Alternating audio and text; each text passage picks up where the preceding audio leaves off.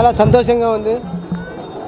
ఎందుకనగా ఈరోజు సింగనమల నియోజకవర్గ వైఎస్ఆర్ కాంగ్రెస్ పార్టీ ఎమ్మెల్యే అభ్యర్థిగా నామినేషన్ వేసినందుకు, అలాగే మా ఎమ్మెల్యే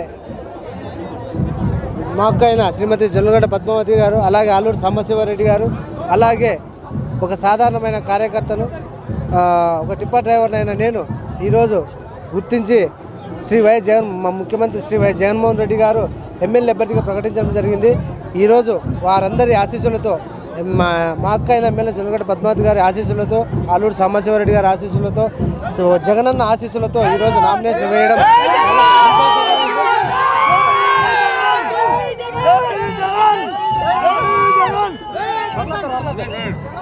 అలాగే సింగనమల నియోజకవర్గ వైఎస్ఆర్ కాంగ్రెస్ పార్టీ నాయకులు, కార్యకర్తలు, అభిమానులు ఈరోజు నామినేషన్ కార్యక్రమం సందర్భంగా ప్రతి ఒక్కరూ వచ్చి ఆశీర్వదించడం జరిగింది. ఖచ్చితంగా ఈ కార్యక్రమం కూడా విజయవంతం చేయడం జరిగింది. రాబోయే రోజుల్లో కూడా 15 రోజులు ఉన్నాయి ఎలక్షన్ కూడా.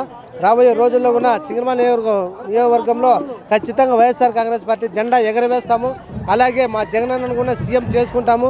పేదల సంక్షేమ సారథి మా జగనన్న, సంక్షేమమే అభివృద్ధి ధ్యేయంగానే మా జగనన్న పేద ప్రజల కోసం పనిచేస్తున్నాము.